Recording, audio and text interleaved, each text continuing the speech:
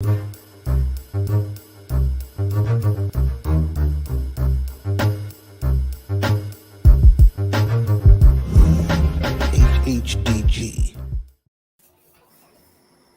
Once again, we back. The duo is back again 2 nights in a row. How the fuck is that possible? But anyway, y'all, this is the newest episode of HHDG Media, the podcast. It's me, your boy the mayor, back for a few minutes today. It's that DJ named Ace5, your mom's favorite fat guy, alongside, I'm pointing the right way today. Wiki as usual, over the neighborhoods, give y'all that fly new music. How's everything been, man? How's everything been going on, man? We just came off of a dope one with Percy P last night. Yes, Shout indeed. out to him. Everybody listening on the podcast feed, it wasn't last night for y'all, but yeah, man, it was phenomenal, man. Phenomenal freaking legend. I mean, you could tell he had a whole lot to say. A whole lot to yes. That yes, man indeed. went in, but he dropped so many jewels on us last night, Ian. It was crazy. Yeah, man. And that was definitely a memorable night, and just him speaking on it.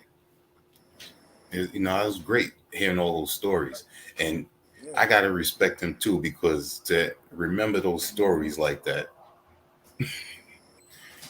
I mean, he was answering questions that we didn't even ask, and he just went there, and it was like, went there, yeah. Please, more. Thank you, you. Please, keep giving more.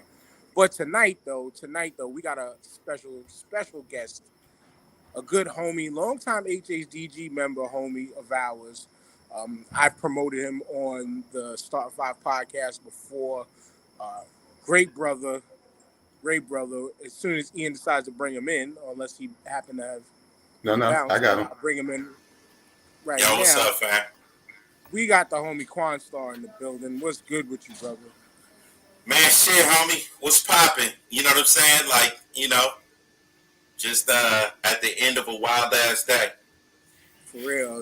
Now they say men shouldn't be FaceTiming each other, but this is the first time we on camera with each other, man. And it's all good, man.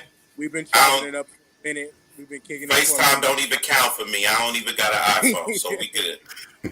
Hey, iPhones can FaceTime with y'all Android folks now, unless you got a Windows phone or some shit. Nah, I got an Android phone, but I ain't download no FaceTime shit. We good. Or BlackBerry. Gotcha. I know.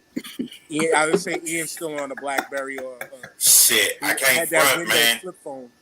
If it wasn't for the business shit, I would have a flip phone. I'd be like, yo, I don't care. Don't. As of right now, cats be trying to, sometimes people be trying to video call you through me. Hey, bro, just send me a text, man. I want to see your mug. Crazy. Just call me or something.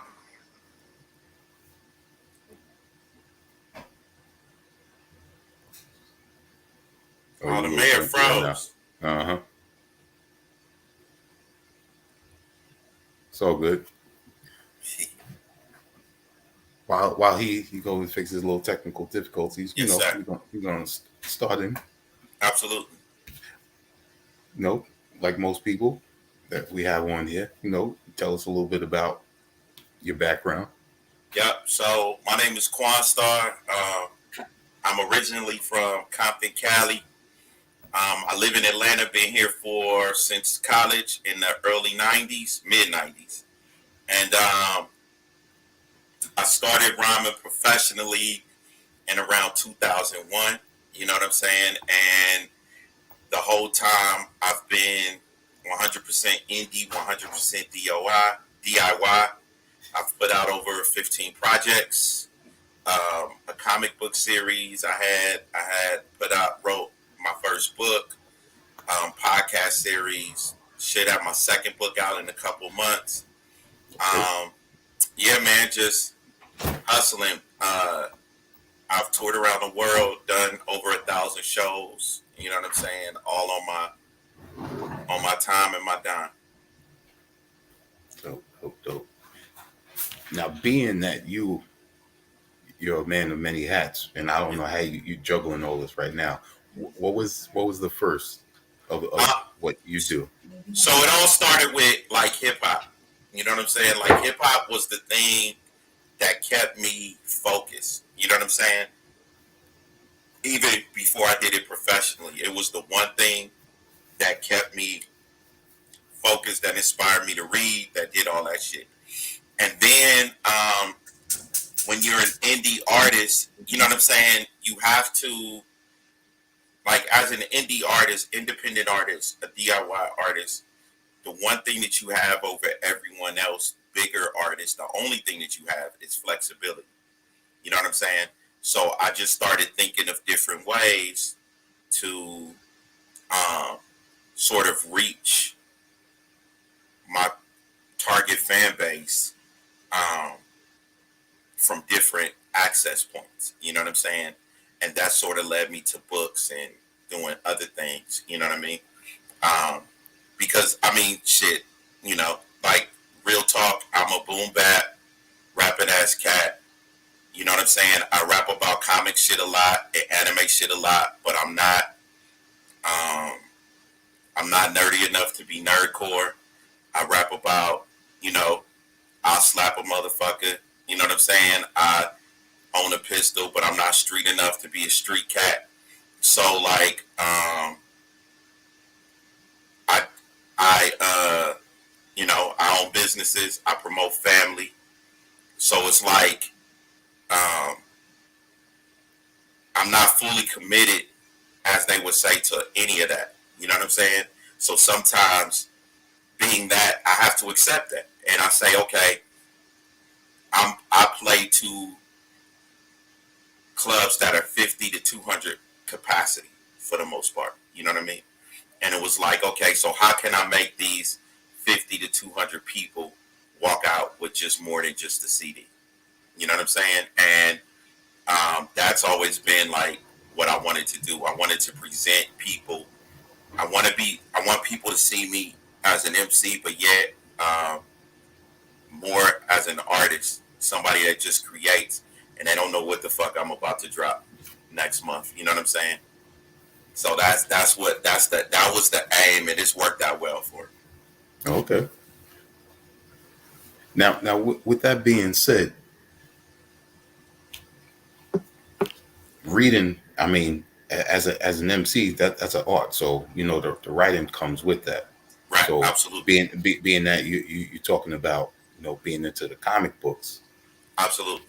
So I've been into comics since I was 7. Mhm. So like I got put onto comics probably around the time of the Mutant Massacre. That was the Okay. first arc I ever read. You know what I'm saying? And we were going to visit some family, and there was like this little drugstore called Thrifty's. I think it's called Thrifty's. But anyway, so they had like a little comic section, and they had an ice cream shop like the old school drugstores did. You know what I'm saying? And so I remember we were going to see somebody in Northern California, right? So that's from LA to like the Bay Area is like a 6 to 8 hour drive. Hmm. So they, my granny or my mom, I can't remember which one, they just bought some comics. And I remember reading, they bought a bunch of comics, and I remember just reading them. And I was like, this shit is awesome. And so as soon as we get back, I had them go to Thrifties, and I had my little change. I watched cars and shit. And I went in, I started buying more and more and more. And so yeah, like the Mutant Massacre arc had me. Um, Right on. Yeah. yep. And so like I had this huge love for him. Probably the last 8 years, shit has just been getting way too convoluted, and a lot of the arcs on the main guys like DC and Marvel have been falling drastically short by the end, where you just piss the fuck off. So like I just honestly I haven't been jumping in any of the new arcs, but I fuck with, Mhm. like, you know, I fuck with a couple of other things. Like I'm sure people saw the cartoon, but like Invincible, a lot of Image shit is dope. Yeah. Um, a lot of Valiant shit is dope. Like Divinity is one of my favorite Yeah. That was reads. that's You know what I'm great the way that saying? started. Yeah. Um, I'm rereading like Exo Man of War right now, the whole Mm. series. You know what I mean? So like shit like that. And then I've been up on webtoons. Yes. You know what I'm saying? And that Yep. shit is hard. Like webtoons got my attention, fam. Like I really don't even. My kids laugh at me because like my oldest talking to his friends and shit, and they be like, "Yeah, you saw this," and they were like, "Yeah, my dad is on that one right there," because they watch anime too, and they like, "Yeah, so how did he like? Did he get this?" He's like, "Oh yeah, he finished the series." Because I'll just watch some shit for like, because I'm working and I have it on, and I'll just watch some shit while I'm doing whatever from because my bakery, all that shit. I'm working in front of my laptop in the living room pretty much 10 hours a day for the most part, and so like um, I'll watch a whole season of something in like 2 days. You know what I'm saying? So he's like, "Yeah, my dad finished it." What? How did he do it? Yeah, my dad just he goes through shit. He's like he goes through things like really quick. I was like, "Yeah, I want to get this shit over with and out of the way, so I know if I want to look at it, again." Sound like Ian. No, for real. Like, yo, what's the China anime that you put me, the Chinese anime that you put me on to? It was on YouTube. I remember I was looking for that 13th episode. Yeah. I can't remember it, but that shit was so good. But I could not find the 13th damn episode. But that shit was so good. It had me trying to jump into the Chinese episode. The funny shit is when I was in China, I ain't seen no anime nowhere. They had Really? even on Crunchyroll, the only anime that had access on Crunchyroll was Naruto. You know what I'm saying? Like nothing else. It was like one other, but the only one I could see was Naruto or something else. Well, we know their media block game is crazy over there. Oh yeah, they that shit is. So the funny thing about China is, right? I tell people, right? So when I first, Cat was like, "Yo," so real shit. It was like God or the universe was like, "Nigga, you need to go there." You know what I'm saying? Like that's how it was. So like for years, somebody would be like, I know a cat, DJ Black Daniels, Marcel. He's actually a college professor. They have an NYU campus on Shanghai, and he's been out there in Shanghai. So he's been out there for like at least 8 years. You know what I'm saying? And I met a couple people, and I was asking people like, "Yo, you need to come out there." I was like, "Bruh, I'm not going to no fucking China, man, because your perception of China is that they eat, they eat rice and rocks, and the government got their foot on their neck and shit." And most of them just like, "Nah, that shit is not what it is." And so, I think I was driving Uber one day, and I picked up a dude, and this cat was a teacher over in China, and he was an MC, and we were talking, and he was like, "Oh yeah, I know you. Your name Quanstar." I was like, "Yeah," and he was like, "Yeah, I'm over there. I'm a teacher over there, but I do music over there too." And I was like, "How long you been over there?" He was like, "I've been over there for like 4 years," and he was like, "How you like it?" Da-da-da-da. He was like, "Man, I'm not. I don't even really come back here just to visit my family. Even if my work visa up, I just go to another country. I don't come here anymore." And he was like, "It's a lot of black people over there from here, though." I was like, "For real?" And he was like, "Yeah." So me and him connected. He was like, "You need to download WeChat." We connected. He introduced me to some people. I started talking to people, and then we put together like 3 or 4 shows out there. And I mean, China's. I mean, so look, it's all. I always tell people it's more like it's communist in name. You know what I'm saying? It's more. It's authoritarian, but they let their people make a ton of fucking money. You know what I'm saying? Like you can make a lot of money there, even as a visitor. That's why a lot of cats go over there, because a lot of times the companies will pay for your visa, pay for your certifications, pay for all that, so you can teach English as a second language. And then a lot of people in their first year, sometimes depending on where you're teaching, they'll put you up in a hotel. You know, I mean, put you up in your apartment, and so all you doing is cashing checks, depositing checks. You know what I'm saying? So that's why it's a lot of people over there.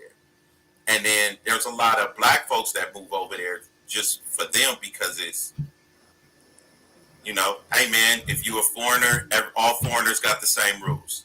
You know what I'm saying? So they Stephon don't really. Marbury's a god over there. That's what I Yeah, was I don't gonna think he say. got Yep. the same rules.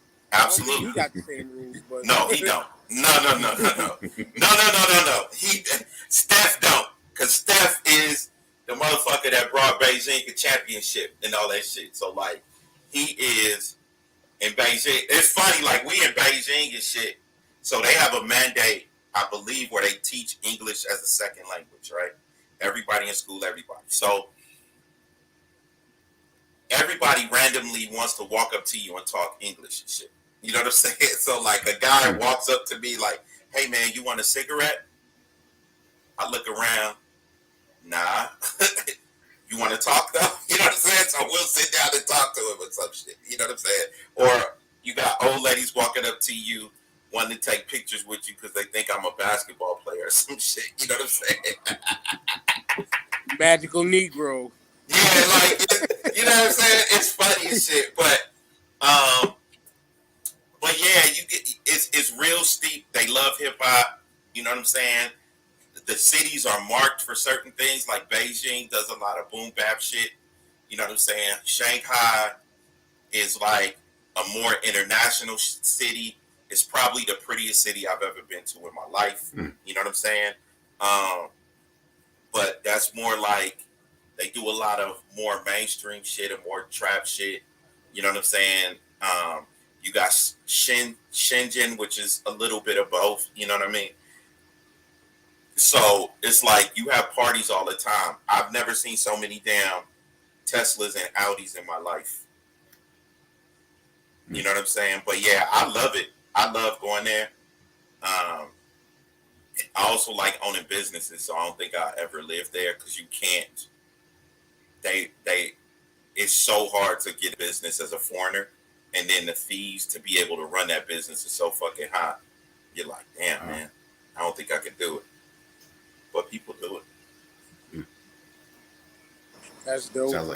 Sounds like they purposely got it set up that way to Oh, keep absolutely, yeah. absolutely. It's like, don't get it mistaken. The China is for the Chinese. You know what I'm saying? So it's like you fit in how you fit in. I mean, even they have cats that they bring cats over on visas from here that DJ. If you host a party, they'll bring you here. You know what I'm saying? Like literally, I can redo footage of me doing cover songs for rap songs and shit, and send it out, and probably get a visa for somebody to bring me over there and be a resident at a club for like 2 months, 3 months. That sounds like a plan here. Yeah, right. Giving us game right now. That sounds. I'm just telling you, pre-COVID, that was a discussion. It was like, yo, man, we can do this, and then but we can still do our shit. But if we know all these hip hop songs, let's just fucking learn them and do a show where we performing them back. You know what I'm saying? And see what's popping.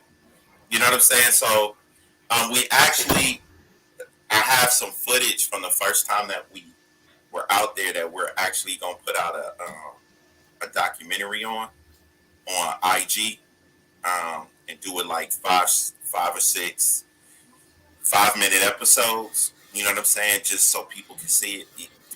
Push it through IG and my app and shit. You know what I'm saying? That goes in line with your.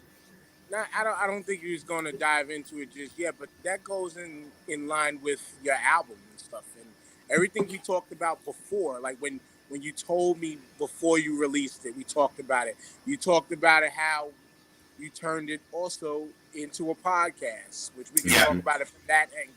And yes, sir.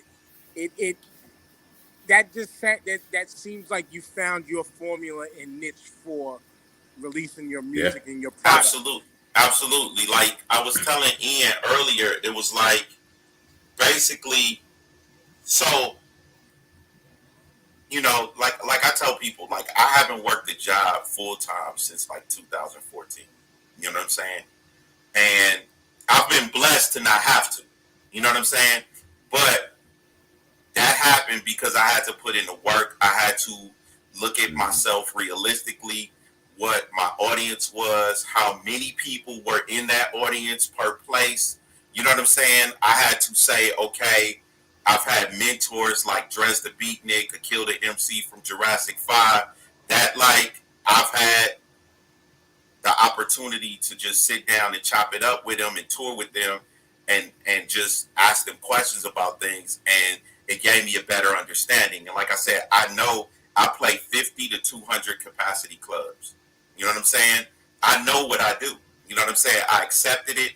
I'm fine with it. I make boom bap music. I know it. It's cool. You know what I'm saying? I'm never going to be on Billboard. So I learned how to work that, you know what I'm saying, to my benefit, and to, it was like, how can I work this and turn a profit? How can I work this with the budget that I have, which is me working when I was working, you know what I'm saying? Like for the first 6 years of me doing this shit, from like 2001, even 7 years to like 2008, I was working like 2-3 jobs. You know what I'm saying?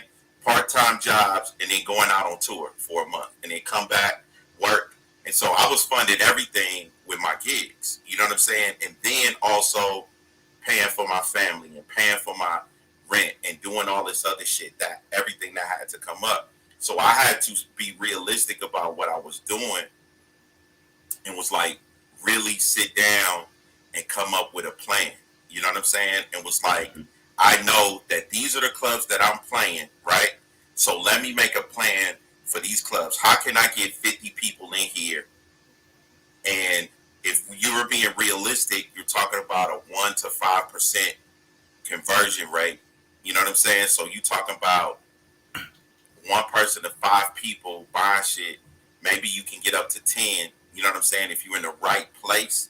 Yeah. And how can I get them to spend like $30, $40 each, $50 each? Because if 10 people buy 50 things, that's an extra 500 that I made, not even considering the door. You know what I'm saying? And then I book everything myself. So I'm paying my DJ, my cat Ever Ready Raw, who tours with me. I pay everybody else out. I take care of the vehicles. I take care of, you know, hotels, even though we get most of that through the promoter. But whatever we don't, we have to, you know, gas to every place. You know what I'm saying? So it was like I had to look at it as a business, and how can I make money off of doing what I want to do, not having to compromise, do just what I want to do, and then flipping it to make the bread. And that was the answer. It was like, shit, everybody a fucking rapper, man. Like, everybody got music. What else you do, nigga? You know what I'm saying? That's obviously, and I gotta go after this one, and I'm gonna throw. No, you good, fam. I'm gonna throw this assistant Ian and how I'm gonna set this up, but that's the life of just an independent, and a lot of people who claim independent, want to be independent, they gotta understand that grind. Like, we had this conversation with Rev and God Hiller a couple weeks back about this same thing, and Rev was talking about how he puts in everything from the lyrics all the way to promotion. Like, you gotta want that grind, and that is exactly what you explain in the album. Right. It's absolutely. literally it's literally yours. It sounds like almost like an autobiography now. Yeah. Maybe absolutely. with a couple little tales here and there. Right. To right. make it absolutely. more like a biopic. You know. Right. absolutely. Absolutely. Now, some of the shit from the album are actual things that happened to me. Like, when the promoter running out the back fucking door, that shit happened to me. You know what I'm saying? Where a motherfucker cheated me out of $800. You know what I'm saying? And come to find out, the motherfucker was telling people he our East Coast booking agent. He was getting people for bread on the back end somewhere else. Like, we like, bruh, like, it was, and this happened, and it was Christmas. So this was my kids' Christmas money. And it was like, bruh, like I told you, sometimes I do believe in firearm ownership. It's like, I'm like yelling at dude. He in DC. I'm like, bruh, if I find you, I'm a whoa, whoa, whoa, whoa, whoa. All my Compton came out of me that day, man. Like, when I found that out, you know what I'm saying? Like, Bro, if I find you, my dude's like, hey man, we in the snow. You can't be standing up in the car like that. I'm like standing up and shit. I'm on my hood shit. Like, I'll fuck you up right now. If I find you, I'm going to pop you. I'm going to chop your ass up. You know what I'm saying? Hey, they can get killed for $1 out here. Yeah. But it was like, and I've never been like that before, but just that situation, that was the most egregious shit I've ever come across. You know what I'm saying? Like, he dropped my, because I went ahead to this other spot we were supposed to do, still in the same town that he hooked up for us because I needed to talk to him. And he dropped my dudes off, the cats that was touring with me, at a fucking gas station. It was like, hold on, and bonked out on them. You know what I'm saying? And I had to go back and get my dudes and bring my crew that I was touring with. And I was like, bruh, like this shit ain't no games, bruh. You know what I'm saying? Promoters. But on that, I'm gonna let you rock out the way. I'm gonna watch it on YouTube, just like the rest of y'all should be watching this on YouTube or in the Facebook groups, whatever. But I'm out for now. We'll be doing this again. Yes, sir. I gotta leave first. Nah, you good, fam? All right, man. Peace, Mayor. Hey, I need to hit you up about hosting a mixtape too that we putting out. But I hit you up. I'll hit you up next week. With it. Yeah. Yep. All right, cool. All right, fam. Peace.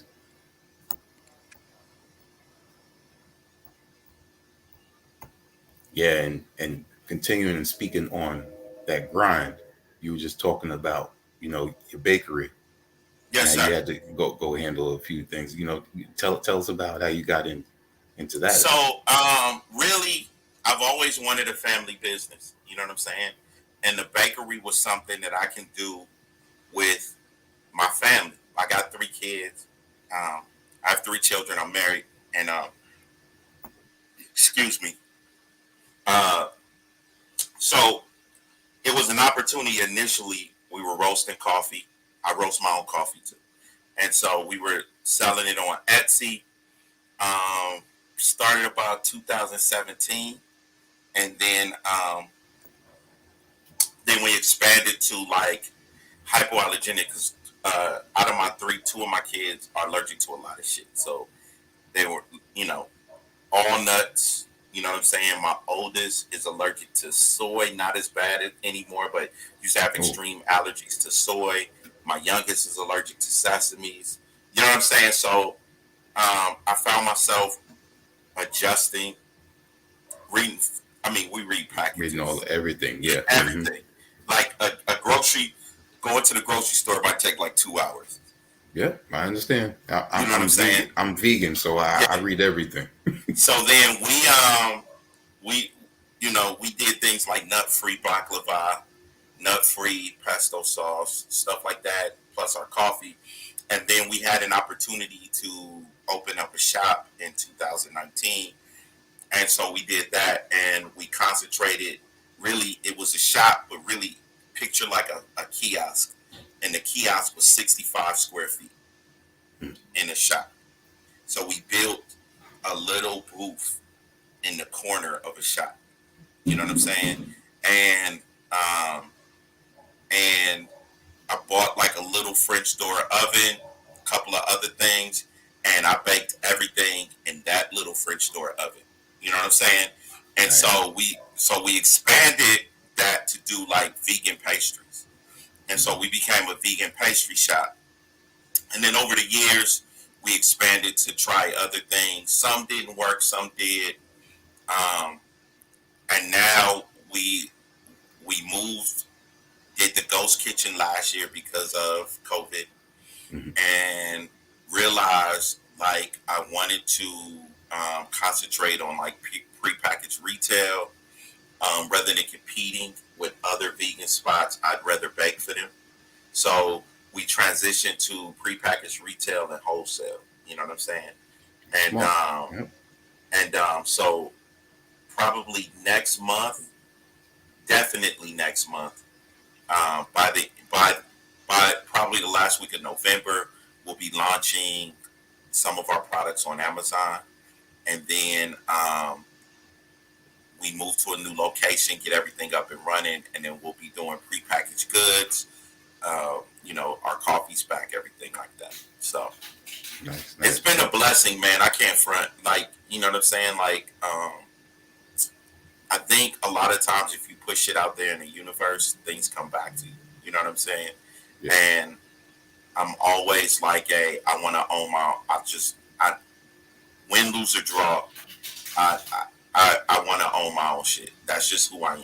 You know what I'm saying? There's no knock to anybody that's not. I'm just like, that's who I am. Like I wake up in the morning. You know what I'm saying? I have to own my own shit. Win, lose or draw. I can fuck up because of my shit. You know what I'm saying? But I can't. I can't. Like, my dreams are my dreams, and that's what I focus on. Yeah, that's great. And you bring that independent grind. Absolutely. Absolutely. 100%. Everything 100%. you had the mind for it. 100%. Everybody can't do that. Really, to be honest, most of the time I think I'm the smartest person in the room at some point, even when I'm not.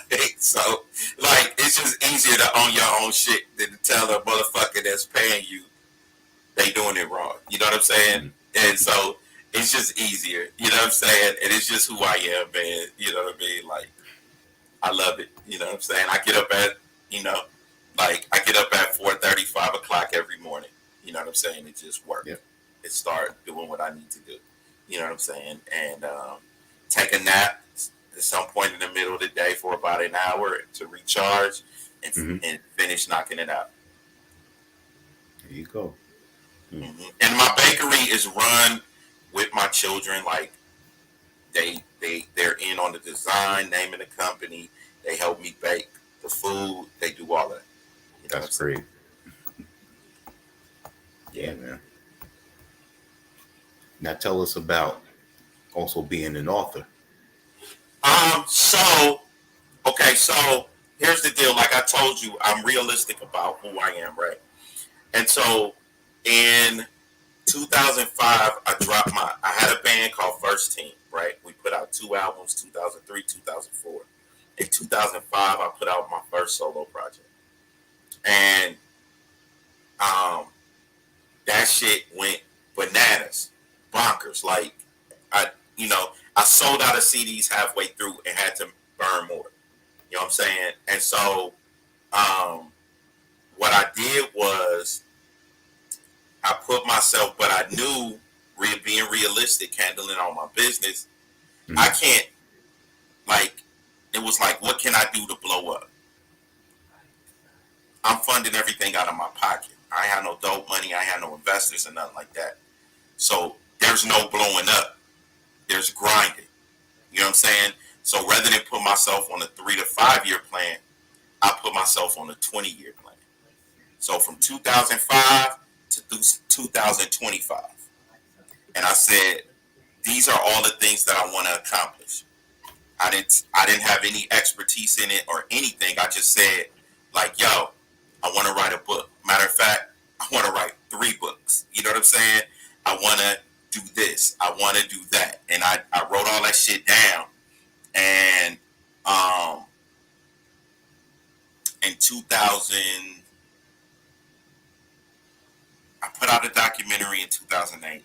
2000, that year, I started writing my first book, which was Water from Turnips, and it ended up being like an autobiography, but like that took probably like 4 years to finish. It was my first endeavor into writing. You know what I'm saying? So it took about 4 years to finish, and I will never write something like that again. You know what I'm saying? But I am working on 2 fiction books that I'll do, and then another book that I won't say yet because I don't know for certain. But and then I started writing the movie. They told me this. Actually, they told me this would sell the album. I had finished like 2014. You know what I'm saying? And then we started filming a movie for it. I wrote a movie and we filmed a movie. And the video footage from the movie was just not up to par, really. And there were like just a lot of inconsistencies. There's a lot of shit I didn't know about filming. You know what I'm saying?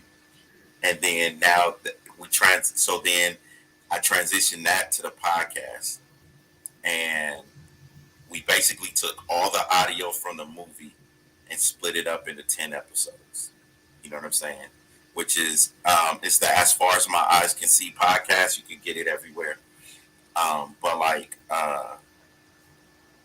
and then that I'm actually rewriting that right now, and that's going to be my first fiction book. Nice. You know what I'm saying? But it's a cool process. Like, I like it because I'm able to write how I talk, so I can dive into the characters. You know what I'm saying? And a lot of times I can hold conversations. See, I'm used to talking to imaginary people.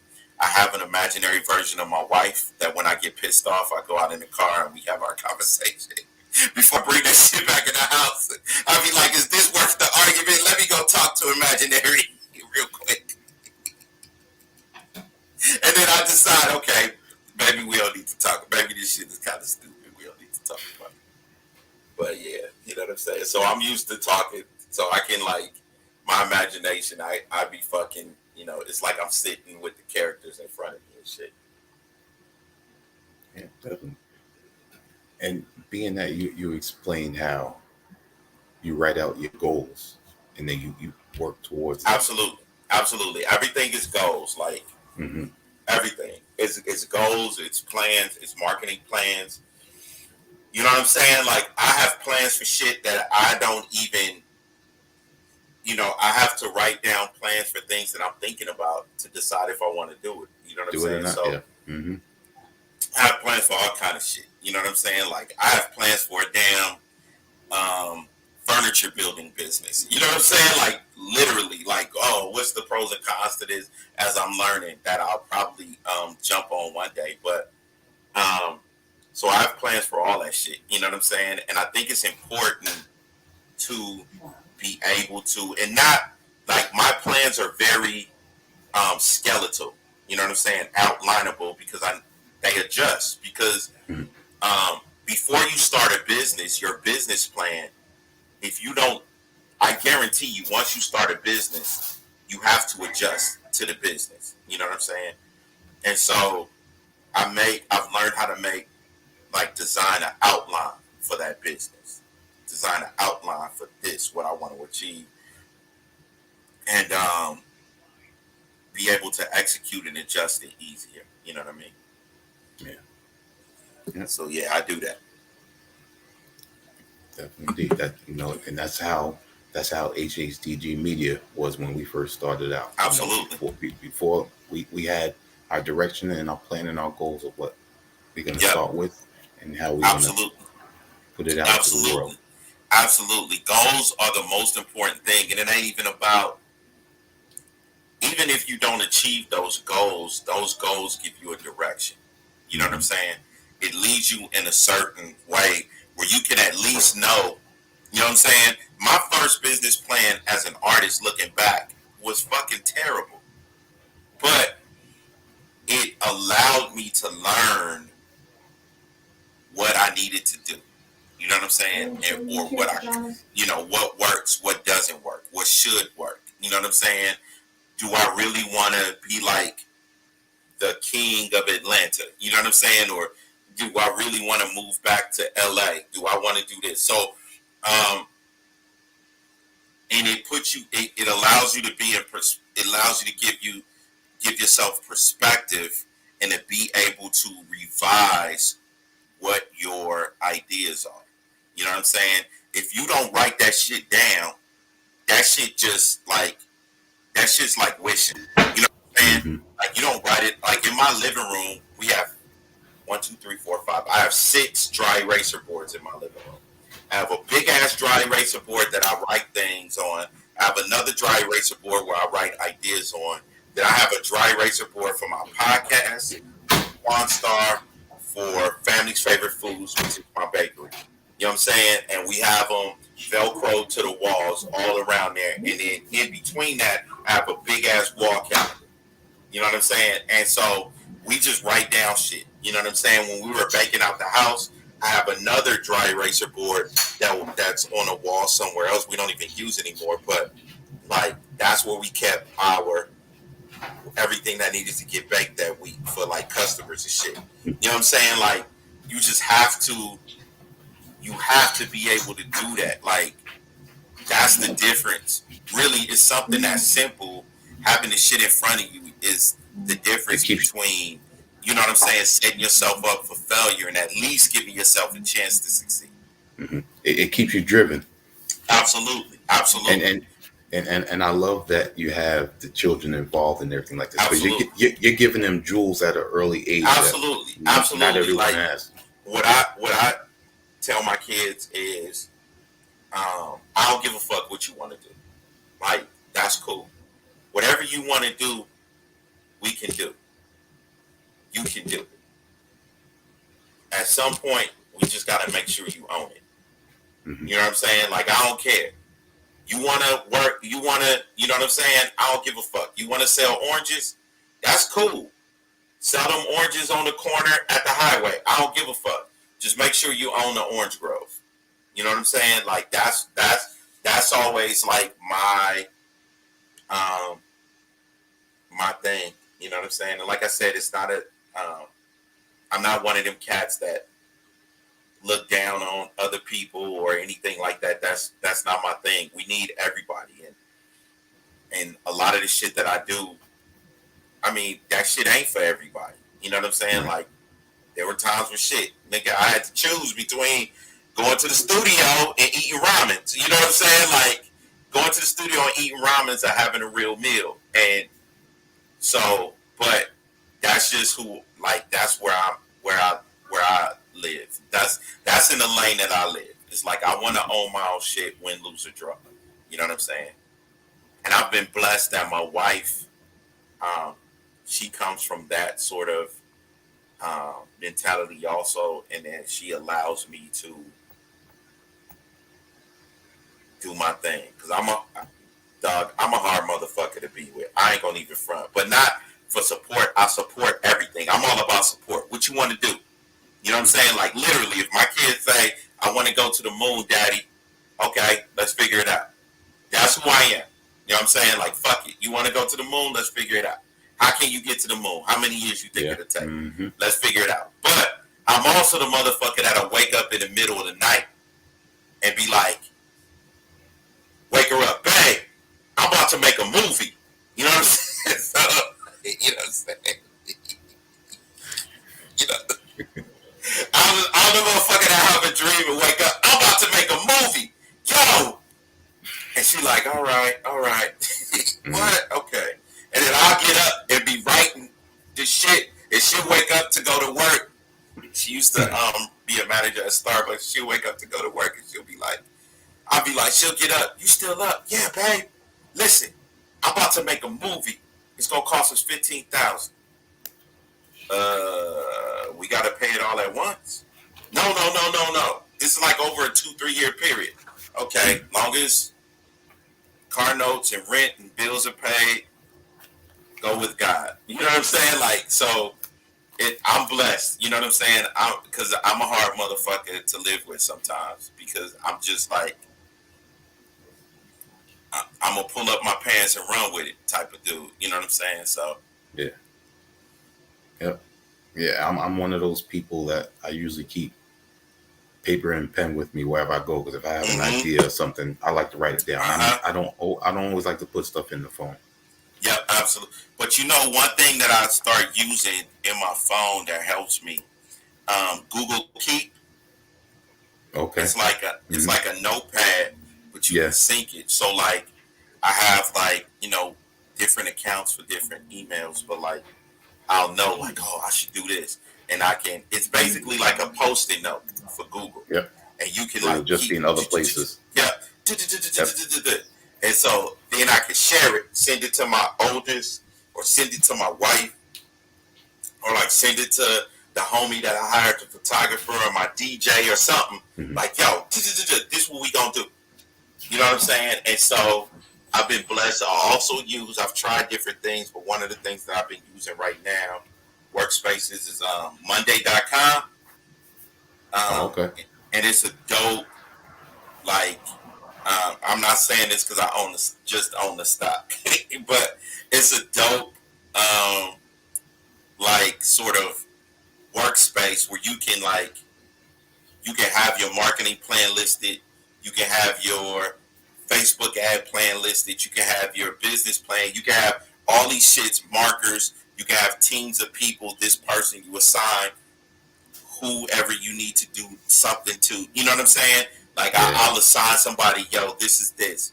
We're recording like a bunch of music videos. I'm doing some shows in Texas next week, and then we have one day where we're doing like 3 or 4 music videos.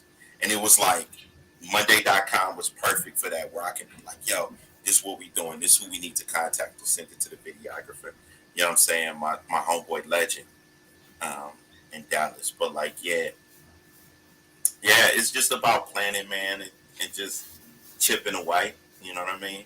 And doing Yep. what you love.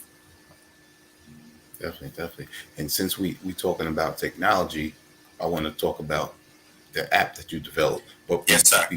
before we talk about that, tell us how you came up with the logo. So the Quanstar logo, actually, my first DJ metronome.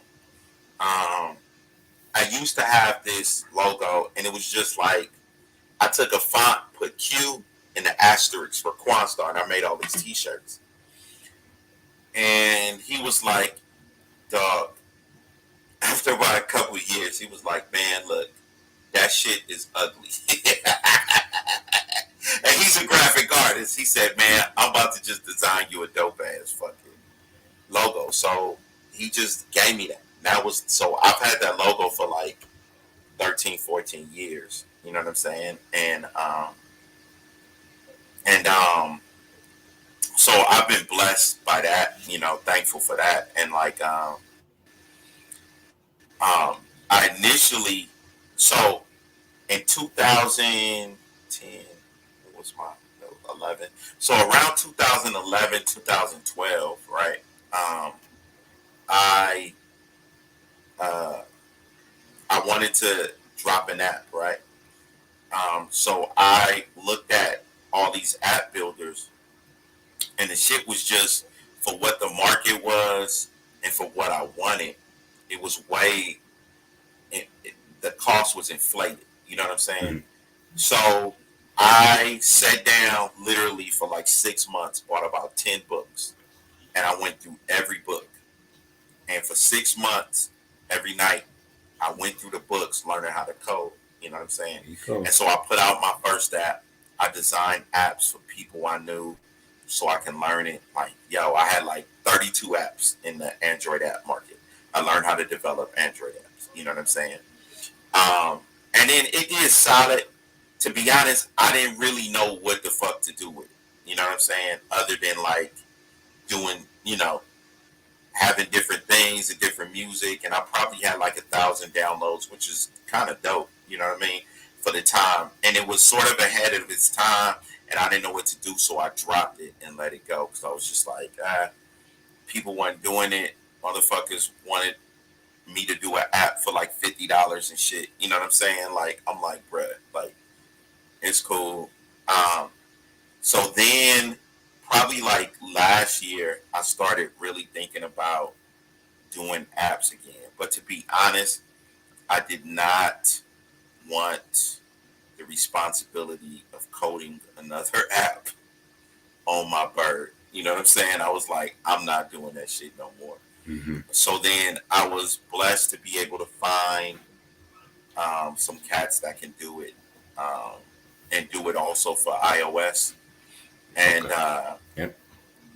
and I just think it's a better, like for me, it allows me to not worry about the bits and pieces of the code and why something ain't working. I worry about the front end shit. You know what I'm saying? Where people can buy the music or see the videos or do whatever. Watch the listen to the podcast through it. You know what I'm saying? Chop it up with me. So it allowed me to be able to um, do that. You know what I'm saying? Which is a blessing. and which is something that I've learned as of late. You know what I'm saying? The last 5, 10 years, 5 years, 6 years, it's like you like there is a benefit to not doing this shit yourself. Cool, I can learn all this shit. I can learn everything. I can learn the PR game. I can learn the marketing game. I can learn all this shit, but I can't do it all myself. And Mm-hmm. um, there is value in delegation. And even if you need to assist a motherfucker, you assist them. But there's value in delegation and hiring people to do something, or hiring a platform to be done a certain way, and then just tweaking it as you need to go. You know what I mean? So that was a lesson learned. It only took fucking 15 years to learn it. Nah, definitely props to you because I came up as a child first being taught basic and COBOL. Right.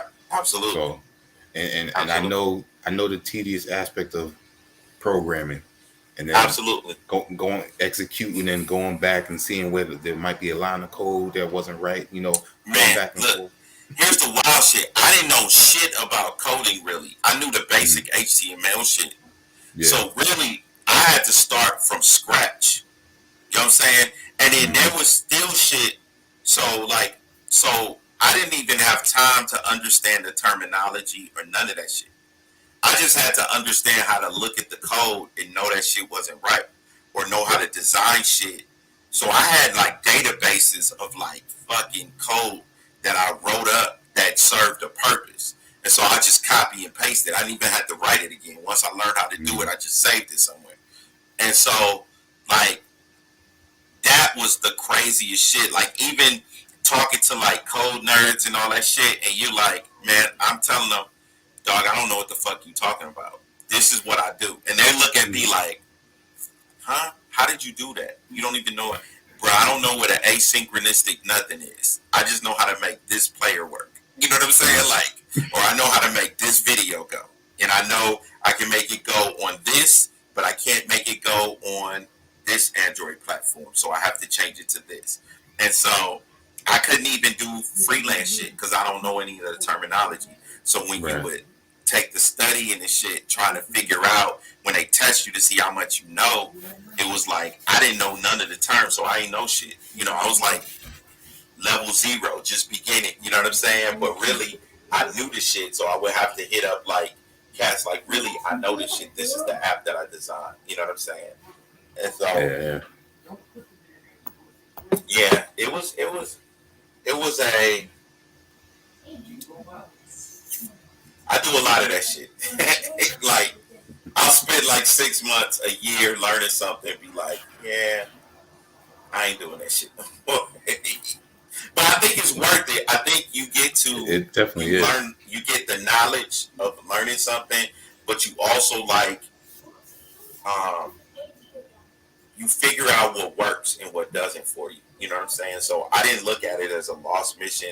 I was blessed to be able to do it. People still hit me up, ask me, do I You do develop any coding? Android apps? Mm-hmm. You know what I'm saying? And I'm like, not really.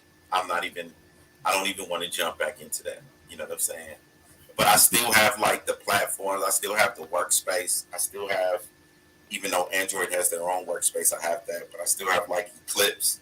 You know what I'm saying? With the Java and shit sitting there.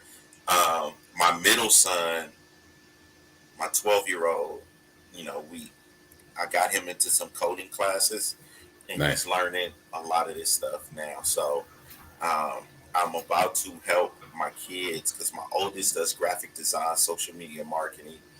He's a podcaster and shit. And so we are about to, probably in the next year or so, I'm going to help them um, set up a company where they're building websites, doing graphic design for people.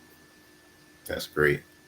Great. You know what I'm saying? Once again, independent and all in house with the ownership. Absolutely. So they ass can start paying rent too. I know they listening.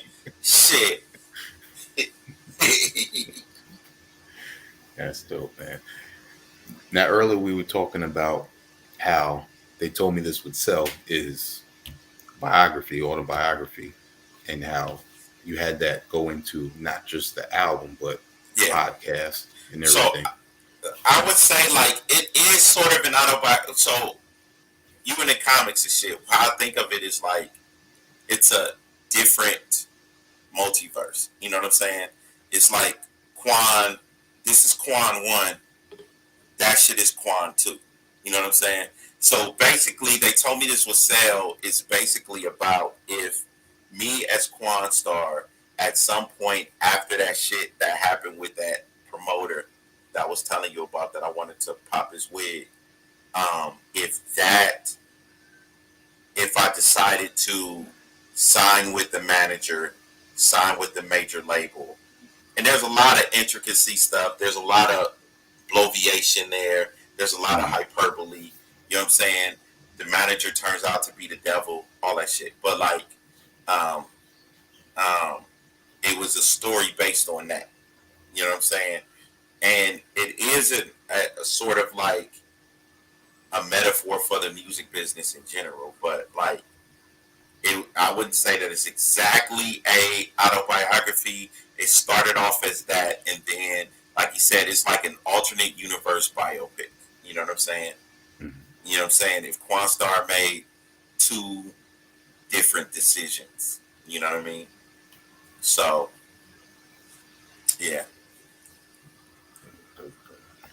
And let's talk about the production on there. yep. So, I have production from some dope producers. The first one is Lexine Production. They're actually in HHDG also. Absolutely. Rashad Shout out to Cunningham, them. Alex Golston, brothers, and I actually met them in 2009. I want to say Lex sent me a DM on like um, Twitter and was like, "Yo, you interested in production?" And I just finished this album, The Underdog, and I was like, "Yo, I don't really have a budget to do anything right now. I just spent everything finishing up The Underdog." And they were like, "Well, would you be interested in doing a mixtape?" I was like, "Yeah, sure. You know, let's figure it out." So it was like, "We're gonna send you a couple beats." These motherfuckers sent me like almost a gig worth of tracks. You know what I'm saying? I was like, bruh. So look, I had to tell them, "Yo, man, stop sending me music for like 2 months." You know what I'm saying? I haven't even listened to this shit that y'all sent me. And so um, their shit was so dope that I end up bumping, re-recording some songs to their beats. And then we worked on some things. We did like 3 EPs in 2011 that ain't even available to get anymore. Because to be honest, we're going to re-release them. But that was my first hand in trying to mix. And to be honest, that shit was a disaster. I'll never do it again. But like, You tried. Hey. right, but the EPs were dope. You know what I'm saying? And so I actually re-recorded them and we're mixing them down and getting them put out. But like, so that relationship started in 2009, and we have been working together forever. We also got Dave Black doing some things, um, which is who me and Dave Black are dropping a all vinyl a vinyl exclusive vinyl project called Untitled in the next like week and a half. But like and then my current DJ Coach K, not Coach K from um, Migos, but DJ Coach K. But like he has like a instrumental label, and some of the artists from there he just sent me beats, and so he sent me a couple of beats, and yeah, I was just able to put together the track. And like I said, for the most part, I did this shit 2014, 2015, 2016. And then I've done like a couple of tracks, a couple of songs since then. But for the most part, I recorded that album like 6 years ago. You know what I'm saying? And I was fortunate to be able to listen to it and think that, and um, a lot of the songs still pop. So I was like, cool, let's run with it. That's dope. Dope. And speaking about the new album that's Yeah, coming up with yeah. Dave Black, what was your purpose and drive to make it vinyl only? So we are going to be doing real talk. Artists don't make money off of Spotify like that, right? So, Right. like in digital platforms, our money comes from merch, and it's not going to be vinyl only forever. We're going to, like, I have a song. I have a song that streams. I have two songs off the vinyl that stream there. That's been streaming for the last couple of years. Um, but um, the project as a whole, is 8 songs. We're releasing them primarily on vinyl, and then around April, because it's going to be the focus. Some of the songs on this vinyl is the focal point of the second season of the podcast. So, like, we're going to stream them in April, but between now and April, you can only get it on vinyl, and then you get it on vinyl, you actually get a download of the album, additional download. And here it is right here, I believe. I hope y'all can see it. So this was designed by my oldest son, my oldest JJ. And what we wanted is we wanted to present it because a lot of the beats are like, I wouldn't say necessarily lo-fi, they're boom bap, but they're not like um, overproduced. So I wanted to give it that sort of like that sort of analog feel. So what he did was JJ took binary code. What she did was um, JJ took binary code and wrote untitled in binary code, ones and zeros. Do I got it here? There you go. And ones and zeros. And then what happened is I can't remember which was which, but one number made purple, the other number made yellow. Yep. You know what I'm saying? And so I was like, that's kind of dope. Let's do it. And so then we did the credits and stuff in like Unicode and stuff like that. You know what I'm saying? The little, the 1984 fonts. You know what I'm saying? Computer fonts. You know what I'm saying? So it was dope. You know what I mean? And I like I said, like JJ's 16 now, and that's what JJ wants to do for a living, video, graphic design. So it's like, okay, let's get you all the work you can. Let's build your portfolio how you can. You know what I'm saying? And I think that's important. Even more than just selling the vinyl, it's important to like develop your children. You know what I'm saying? Into what they want to do, important. Whatever opportunities you can give them. You know what I mean? Yeah, you give them that inspiration with the phrase that my girl says all the time. Yep.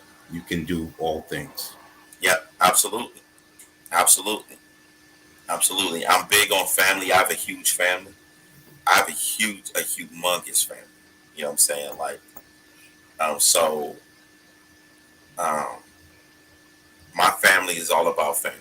You know what I mean? So that's what we do first. We take care of family first.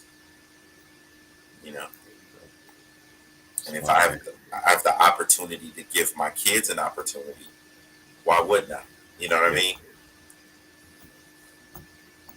Mm-hmm. Yeah, man.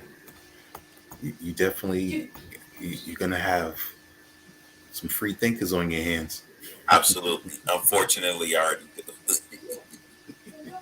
It's only going to get bigger. I'll be like, fam, I ain't trying to hear that shit. Like, you better do these damn dishes and shut the hell up. What is it, man? Like, trust me, I already got it. You know what I'm saying? Well, what, like, nah, dude, do these damn dishes and shut up. You know what I'm saying? Now tell us about some of these features you got on the. So I have B Marie. So that is my dude who's actually shooting my videos, and he's a dope MC, also legend out of Dallas, Texas. His wife, she's this booming fucking alto voice. You know what I'm saying? And like, so I had her sing some shit on there. We have Miss Tony Hill from formerly of Old Dominion for underground hip hop heads that know. And then I have uh, Pudge from Fab Deuce, who's out of Denton, North Dallas, and I've been blessed to have my big brother Akil the MC from J5 to rock Yes, indeed. a song with me. So you know what I'm saying? It was just a blessing, and it really was just asking them could they do it. You know what I'm saying? So that was some real shit to me. Dope, dope. And we can't leave out one of HHDG's, and that is M. Slago, who mixed and mastered it. So he mixed and mastered everything. So like we go back because Lex is from Dallas. You know what I'm saying? Mm-hmm. Originally. So he knows Slago. Slago also used to host a radio show, a weekly radio show with DJ Eddie D. I just know him as Eddie. So like, and so Lex connected us. I met him before, but Lex connected us, and he does a lot of production, does a lot of mixing, and he just mixed it for us, and it was pretty solid. So it was a blessing. You know what I'm saying? Yeah, that's dope. Yep. And he also has his album coming up. Absolutely. That I'm waiting. The Spaz. I'm waiting for you to drop, dude. Like Slago asked me like, the kick ain't right. Let me get the right kick. You know what I'm saying? Like Slago but he be putting out some dope shit, man. When he finally put that shit out, it be like, man, this shit is hot. Yeah, I've been rocking those 2 tracks he got out right now. So it's dope, Yeah, I also got some shit about to drop soon, hopefully with Pomac, and I got another album with Dave Black we working on, and then I got some shit with Lexon, and then I also have some shit that's we've been talking about. We've been on Group Me talking about forever. I got to record what I wrote to it, but it's me, Seven the Panther, and Lexon Productions. So it's like an HHDG connect. You know what I'm saying? So we've been talking about that for a minute though. So hopefully we'll all get off our ass and make it happen. Yeah, y'all gotta make that happen. Next 10 months. You know what I'm saying? But yeah, it's been I've been blessed, dude. Like I can't front, man. Like and I it comes with the hustle, me working, cats liking my music, but also like I was telling Dan, like everybody's a fucking rapper, so like I'm blessed that people have been able to see the more than rapper side of me. You know what I'm saying? The hustle side of me, and been like, yo, I know you're gonna put in the work. Let's make this shit happen. So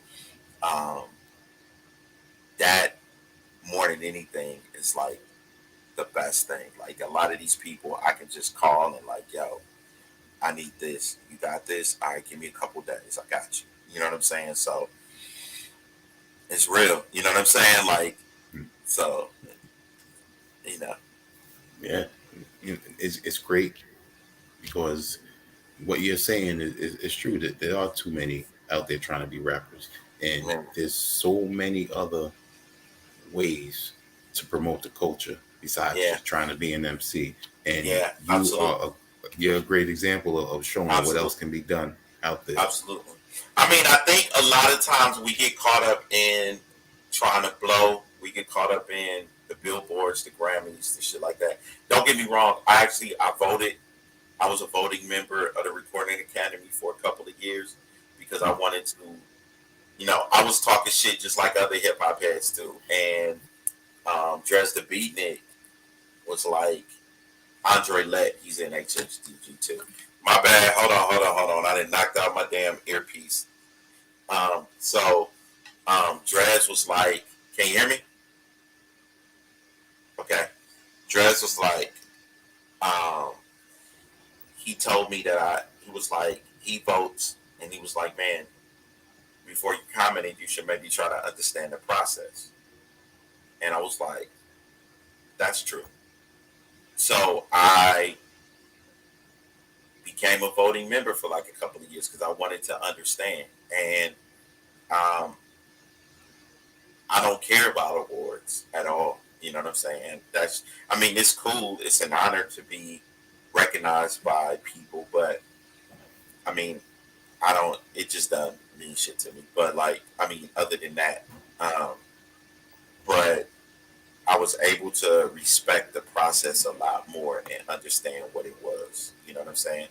And so that was a blessing. You know what I mean? To actually be part of that and be allowed to be a part of that. You know what I'm saying? Because it's resume based. You got to have credits. They got to see it. You know what I'm saying? And I'm a DIY cat, underground cat that's known by 1/2 of 1% of 1/2 of 1% of 1/2 of 1% of hip hop fans. You know what I'm saying? And motherfuckers was like, oh yeah, he deserves to be here. You know what I'm saying? I was like, damn, okay. So that's dope to me. You know what I mean? That was dope. You know, had my first Grammy invitation and shit. I was like, what? I was fucking feeling myself. You know what I'm saying? You know what I mean? Like, but I was like, man, I ain't going to this shit. You know what I'm saying? Like, them tickets was like, even with the invitation, I was like, I'm not paying that shit for no tickets. I'm a cheapskate. The only thing I don't like I don't care about paying a ton of money on is liquor, coffee. It may be something else, I can't remember, but liquor, coffee. Everything else, I'm like, man, I'm not paying that shit for that. You know what I'm saying? Like, fuck that. I rock Skechers, my nigga. You know what I'm saying? And Crocs. I ain't, fuck that. Fuck that. You know. And I notice also a lot of the artists that you work with have the same independent. Absolutely. I own this type of mentality. Absolutely. And they go for it. They have that determination out there as well. Absolutely. And one of those who, thanks to you, we interviewed, that's Marcel P. Black. He's yes. So that's my dude, man. That's my dude, man. You know what I'm saying? And that dude is a grinder, and he is like the homie. You know what I mean? Like, and it's been a blessing. And there's some other cats like, so me, him, C. Sharif the Professor, Symmetry, and Big Low. We all have this like group where we just, it's called Indie Tours, I named it. And we just every once in a while, you know, talk to each other, what's up, you know, how y'all feeling today, whatever. But it was like, you know, I love Marcel. You know what I'm saying? He's a grinder. He is for the fucking culture, period. You know what I'm saying? So that's my dude. Absolutely. Yeah. That is my dude for real. He's a real motherfucker. You know what I'm saying? And I don't even know how the fuck we met. Oh, I was trying to book a tour I was putting together 2 tours, one for A Plus from High Road and one for Casual from High Road. And he was in Baton Rouge at the time. And he was just like, man, that shit ain't even going to work. You know what I'm saying? Out here. And I appreciated the honesty. Mm-hmm. And then we just chopped it up every now and then. And then we also knew Kamikaze, who's in Jackson. You know what I'm saying? That was part of Cricket Letters. With David Banner. And he actually manages Dear Silas. You know what I'm saying? And I met Kamikaze because I was part of an organization called Hip Hop Congress. and got connected with him through that. Yeah, man, shit is crazy. It's like, it's funny. I be living these fucking, it ain't even 6 degrees. I be living these like 3 degrees of separations. You know what I'm saying? Where, and then the fucking connecting puzzle piece, who is a homie of me and a homie of somebody else that we know each other, but we just don't be talking like that, connect us and shit. And then you be sparking up a friendship with these cats. You know what I'm saying? So, I think that also comes with just being, like I'm an indie cat, and I think like the most important one, the most important part of being an indie cat is creativity. The second most important part of being an indie cat is cooperative economics. So we have to be able to talk with each other, trade shit, introduce each other to other people, help each other book shows. Not book them for a motherfucker, but just like, yo, this is my man. He looking for a show over here. Right. Yeah. Da da da da da. And so like I've Help always him been, grow. yeah, I'm always about that shit. Like motherfuckers, like, yo, can I find this show here?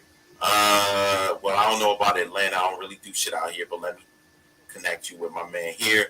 Let me connect you with my man here. Let me connect you to North Carolina. Let me connect you here. See what happens. You know what I'm saying? And so that's what I'm about. Because that's what me coming in, what Cats did for me too. You know what I'm saying? So, you know, if we gonna make this, we make this by sharing. Yeah. You know what I'm saying? So what's the next endeavor to add to your repertoire? So, shit, man. So the vinyl dropping, right? Um, the app I just launched that can be found on iOS and Google Play platforms, or you can go to my website, quanstarmusic.com, and download it. Um, then we also have. But first, you'll have to unlock your device. Man, this damn Google Assistant, my bad. It keep. I wave my hand, the motherfucker cut on and be talking to me and shit. But like, then we have. I have a project with Pomac. I have another project with Dave Black. That's more centered towards nerdcore. I have some shit, like I said, Seven of Panthers, Lexon, we working on. And then I have another project that's just tracks that I've done over the years that didn't fit anything. And then me and Lex, we are redoing a bunch of songs that I did with them, and we're gonna re-release them. You know what I'm saying? With better situations. You know what I mean? Like, and then I have a bunch of shit in between. So like, I'm writing. They told me this was sale. I'm putting out the fiction book at some point. The second season of the podcast dropping like March, April. I gotta write the shit first. Finish writing it because I wrote half the episodes and stepped away and had all these great ideas and wrote them down, but didn't write the actual story, finish the story yet. Um, and then what else? My middle child Jamal just wrote a story for his class that was a dope ass story. So um, we may convert that to a comic book for him. You know what I'm saying? And see what's up with that. We did that with JJ probably like 6 years ago. Converted one of JJ's stories to a comic book and shit. And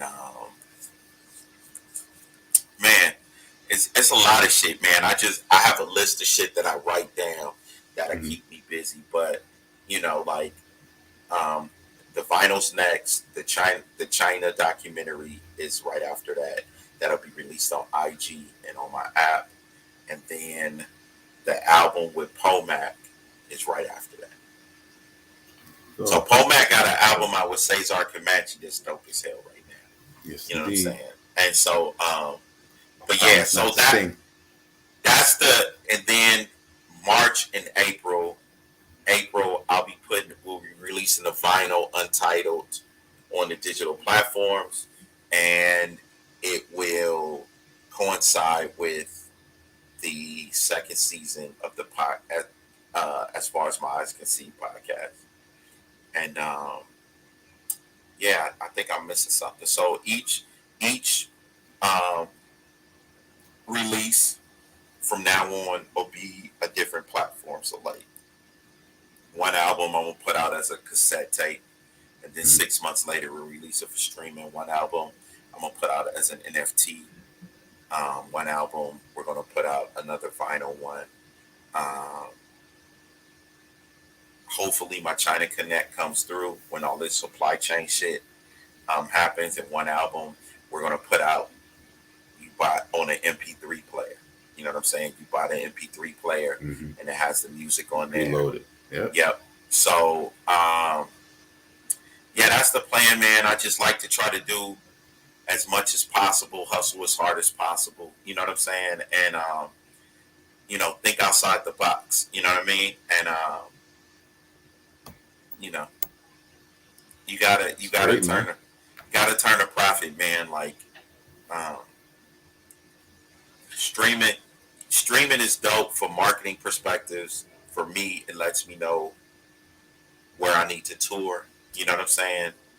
What songs people like, so I can make sure I perform those.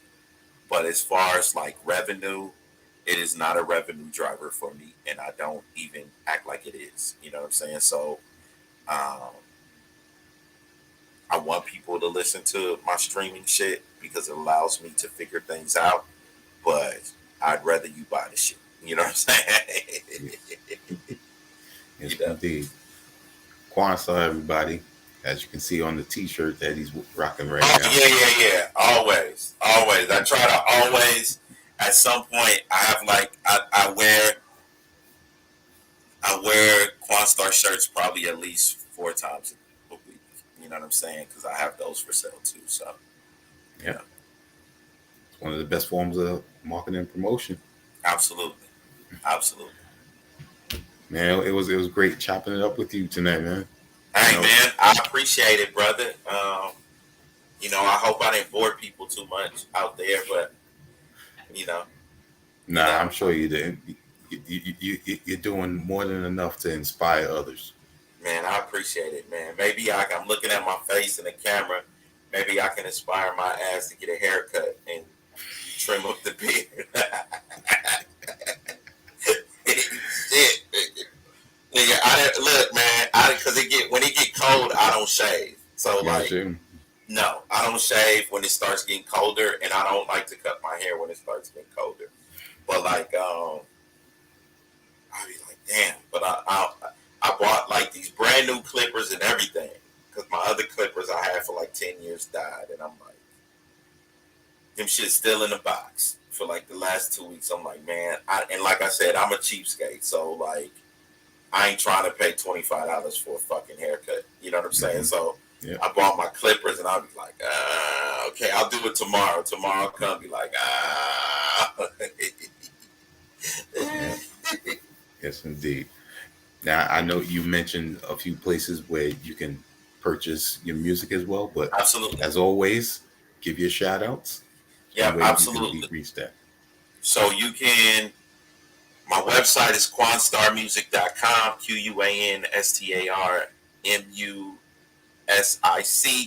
QUANSTARMUSIC.com. We have the Quanstar app that can be found on Google Play and the iOS platforms. You can also hit me up, Quanstar Music, on Facebook and Instagram, or Quanstar on Twitter. You can actually buy all my products on Facebook or Instagram. Um, if you don't want to go to the site, you can download the app. Through the app, we're gonna be releasing exclusive content. So I have a bunch of like mixtapes that we're only going to release on the app, and it's free to download. We have coupons and offers that are only offered through the app. Like right now, through the app, if you download the app, you can get the vinyl for 20% off. But yeah, man, I have like 3 mixtapes already recorded, waiting to get mixed. That we're going to be putting out every 3 months through the app. You know what I'm saying? And it's like old school mixtapes, like back in the day when cats used to rhyme over other people's instrumentals. You know what I'm saying? And they're like small samplers. You know what I'm saying? I don't want to get in too much trouble. So they're like small samplers, little 15-minute mixtapes, 14-minute mixtapes. But You know what I'm saying? No concepts, just spit. You know what I'm saying? So some of the producers that y'all like, um, I took a lot of the instrumentals. I won't say their names yet until they drop. So you hear it. So a nigga can't send me a cease and desist until after I drop it. Understood. Definitely. So yeah, man, that's a blessing, bro. I'm chill, man. You know what I'm saying? Life is beautiful. I can't front, man. I'm 45 years. I'm 45 years old, my dude, and I get to do this shit every day. You know what I'm saying? Like I ain't got shit to complain about. You know, I got a wife that supports me. I got 3 great kids. You know what I'm saying? I got a fucking. You know, I've been doing music since 2001. I ain't got shit to be bitter about, man. You know what I'm saying? Like fuck, you know. Just enjoy it, man. This is a blessing. That's great. Great. Definitely. And for all the people, if you haven't checked this, definitely come back and check it on YouTube, and it will be up on all major streaming platforms. Yes, sir. Thank you, man. I appreciate it. Definitely, man. And on behalf of HHDG Media, that is the mayor, myself, Wiki, T. Smith, Rock Vader KB, and Skelly Top, we're going to say peace.